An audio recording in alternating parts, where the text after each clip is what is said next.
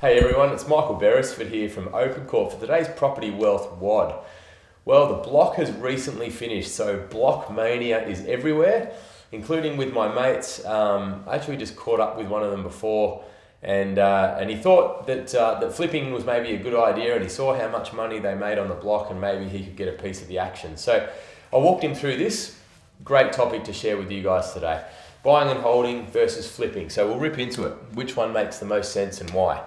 Well, the T diagrams are back. We haven't had one for a while, but they're back. If we're talking about buy and hold, before we talk about flip, let's think about it. Let's say that we are going to buy a $500,000 property in both instances.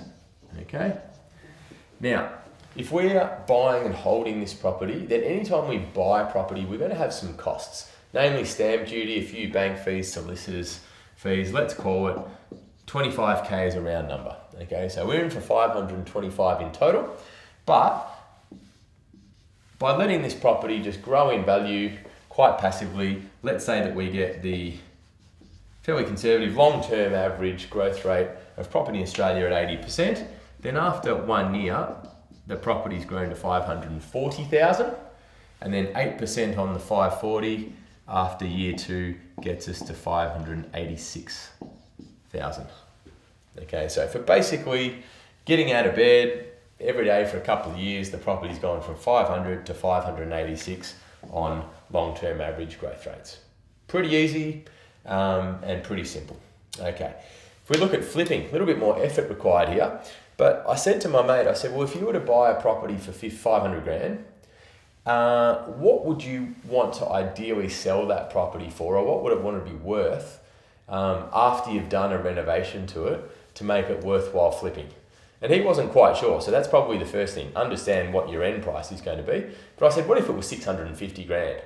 And he goes, oh, geez, that'd be all right. I said, okay, I'll tell you why it's a bad idea. We broke it down for him. So what we're also going to have are costs to acquire here. There's the same 25,000 that we've got here. What other costs are we going to have with flipping? Well, we're going to actually have the renovation itself. And you can't really do much these days for 50 grand, but let's say that was the reno, given that we were wanting to turn it into 650,000 at an end price. So really what we're doing is spending 50 to make 100 on top of that. Okay. We've done the reno. Now, when we get to the end point, let's say we're going to sell it, then we're going to have to pay for an agent, probably going to charge 2%, and marketing costs. So if it's 2% of 650,000, then there's, about 13 grand, plus some marketing, probably 7. So let's say that we've got 20K in agents and marketing combined. Okay. So at the moment, it looks like it's stacking up pretty well, and we've made some quick money here. A couple of other things to consider. The number one thing is that chances are, while this renovation's happening, you're not going to be living in the property, and the tenant's not going to want to be living in the property either. So we're going to have holding costs, and let's say this project takes us a total of 12 months, then just on the purchase price, at an interest rate of 5%, there's going to be $25,000 in interest.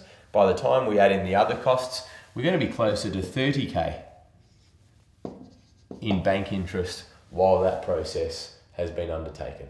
Okay, so if we add all of these up, we've got 500, 525, 575, 595, 625 as the total cost base for the project. Okay, so after we consider all of these things, we've spent 625 on it, but we might be able to get 650. The number one thing we haven't yet considered when we're selling an investment is capital gains tax. Okay, so in essence, guys, I don't need to break it down in any more detail than that for you, simply to say, on this side, you're spending a lot of time and effort and probably labor. Okay, so there may be some impact to your salary and earning potential while you're doing this. Okay, but really you're taking a lot of risk, and you're dependent on being able to get this price 12 months after you actually buy the asset to do the renovation. Okay, Not saying you can't make money from flipping, but you need to know what you're doing. You need to have cheap labour. You need to be able to turn it around very, very quickly. You need to be able to minimise sales costs. Ideally, have a buyer from a database prior, and you need to be getting a top price and be mitigating your market risk.